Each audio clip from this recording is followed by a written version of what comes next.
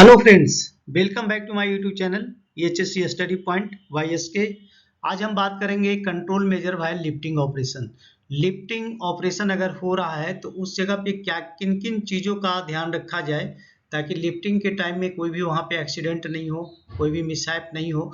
तो चलिए देखते हैं वो कौन कौन सा पॉइंट है जिसे ध्यान रखना जरूरी है। सबसे पहला है ऑब्टेन वर्क परमिट। कोई भी लिफ्टिंग ऑपरेशन कर रहे हैं तो सबसे पहले उसका परमिट ले लें। तो परमिट लेने से बहुत सारी चीज़ों का क्लियरिटी वहीं पे हो जाती है। आपका lifting tools and tackle clear होना चाहिए, इसके परसेंटेज लोड कितना है, ये सारी चीज़ें उसमें निकल के सामने आ जाएगी। ग्राउंड कंडीशन क्या है, कहाँ पे लोड रखना है, वो वर्क परमिट सिस्टम में वो वहाँ पे है जो रिस्क असेसमेंट की फॉर्म में सभी चीज़ है जो वहाँ पे क्लियर हो जाएगा। तो जो भी प्रॉब्लम होगा वो वर्क परमिट लेने से सॉल्व हो जाता है। नेक्स्ट देखते हैं प्रिपेयर लिफ्ट प्लान। अगर लिफ्ट प्लान आपको एक बार बनाने हैं, अगर सिमिलर एक्टिविटी चलने वाली है तो एक बार बना के उसका यूज करना है। बट अगर चेंज होते रहता है तो उस केस में अलग अलग जितने भी तरह के चेंजिंग में आते हैं तो उसका लिफ्ट प्लान बनाना पड़ेगा। नेक्स्ट है TPI of crane, lifting tools and tackle. तो टीपीआई का मतलब होता है थर्ड पार्टी इंस्पेक्शन, जो कि आप जानते हैं कॉम्पिटेंट पर्सन होता है। तो वो आके है जो क्रेन को चेक करेगा कि क्रेन की कैपेसिटी कितनी है, लिफ्टिंग टूल्स एंड टैकल जो इस्तेमाल करे उसका SWL क्या है, वो सारी चीज़ उसका सर्टिफिकेट आपको प्रोवाइड करेगा चेक करने के बाद। तो इसका होना बहुत ही नितांत आवश्यक है जब भी है जो लिफ्टिंग ऑपरेशन किया जाता है। नेक्स्ट है competency of crane operator. Crane operator जो काम कर रहा है उसकी कॉम्पिटेंसी कितनी है, उसके पास कितने नॉलेज हैं, उसका ध्यान होना चाहिए। रीगर जो उस एक्टिविटी में लगने वाले हैं उसके नॉलेज, उसके पास कॉम्पिटेंसी का क्या रेंज है। एंड बैट्समैन यानी कि जो सिग्नल मैन होते हैं इसका क्या कॉम्पिटेंसी है। तो कॉम्पिटेंसी जजमेंट करेंगे कैसे, तो इसके लिए एक फॉर्मेट आता है सभी का अलग, उसका नाम है ट्रेड वैलिडेशन। उसमें बहुत सारे क्वेश्चन होते हैं, उस क्वेश्चन के आधार पे आप उसको पूछ करके पता कर सकते हो उसको उसके बारे में कितनी नॉलेज है। बाकी उसका प्रैक्टिकल भी देखना पड़ेगा और देख करके हम फिर उसको कॉम्पिटेंसी का सर्टिफिकेट प्रोवाइड करते हैं, चाहे वो क्रेन ऑपरेटर हो, रिगर हो या बैकमैन हो। नेक्स्ट देखते हैं colour coding of lifting tools and tackle. तो टीपीआई तो आपका हो गया, यहाँ पे टीपीआई ने सब कुछ करके दे दिया कि कौन सा लिफ्टिंग टूल्स एंड टैकल है, उसका SWL क्या होगा। अब वहाँ पे कलर कोडिंग जो होता है वो करना जरूरी है। जैसे बहुत सारी कंपनियों में क्वार्टरली कलर कोडिंग होता है, कुछ कुछ जगह पे मंथली कलर कोडिंग होता है।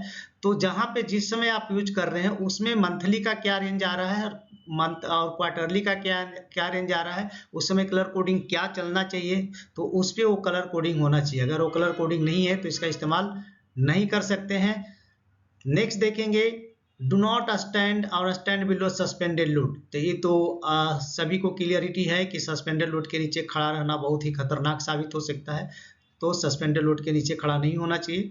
नेक्स्ट है display sign board, danger sign board and barricades. जब भी क्रेन ऑपरेशन चल रहा है तो वहाँ पे डेंजर साइन बोर्ड लगा दें, क्योंकि इस एरिया में प्रवेश वर्जित होना चाहिए। क्योंकि कभी भी मैकेनिकल इक्विपमेंट या इसमें कभी भी फेलियर हो सकता है तो बहुत बड़ा एक्सीडेंट हो सकता है। तो ऑपरेशन एरिया में किसी को घुसने नहीं देना है, इसलिए उस एरिया को बैरिकेड भी करके रखना है और वहाँ पे डेंजर साइन बोर्ड का भी लगाना है। और क्रेन इन ऑपरेशन करके भी आप लगा सकते हैं, कुछ भी बोर्ड यहाँ पे लगा सकते हैं। नेक्स्ट है using right rigging tools and tackle. तो right rigging tools and tackle का तो इस्तेमाल, जैसे कभी क्या हुआ टीपीआई हो गया है और वहाँ पे कलर कोडिंग भी किया हुआ है, लेकिन काम करने के दौरान वहाँ पे उसमें कुछ डिफेक्ट हो सकता है।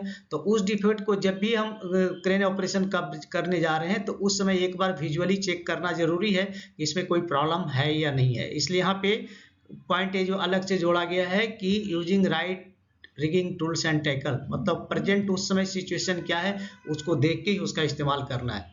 नेक्स्ट देखेंगे टैग लाइन। तो टैग लाइन का ये बहुत बड़ा इंपॉर्टेंस है, क्योंकि लोड के मूवमेंट को कंट्रोल करने के लिए टैग लाइन लगाना बहुत जरूरी है।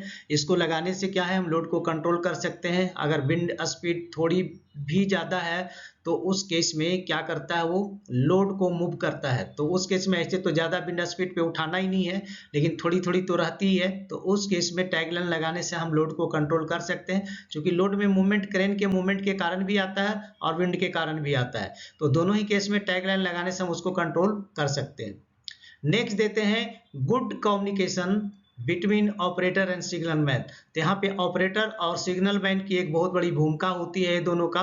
अगर क्रेन ऑपरेटर ने सिग्नल मैन के सिग्नल को नहीं समझा और सिग्नल मैन ने गलत सिग्नल दे दिया तो ऑपरेटर गलत एक्शन ले लेगा। यहाँ पे बहुत बड़ी प्रॉब्लम है, इसलिए दोनों के बीच कम्युनिकेशन सिस्टम होना चाहिए। कम्युनिकेशन सिस्टम का मतलब यहाँ दो चीजें हो सकती है, या तो सिग्नल मैन इशारा कर रहा है उसको कम्युनिकेशन और ऑपरेटर उसको अच्छे से समझ रहा है तो ये गुड कम्युनिकेशन हुआ।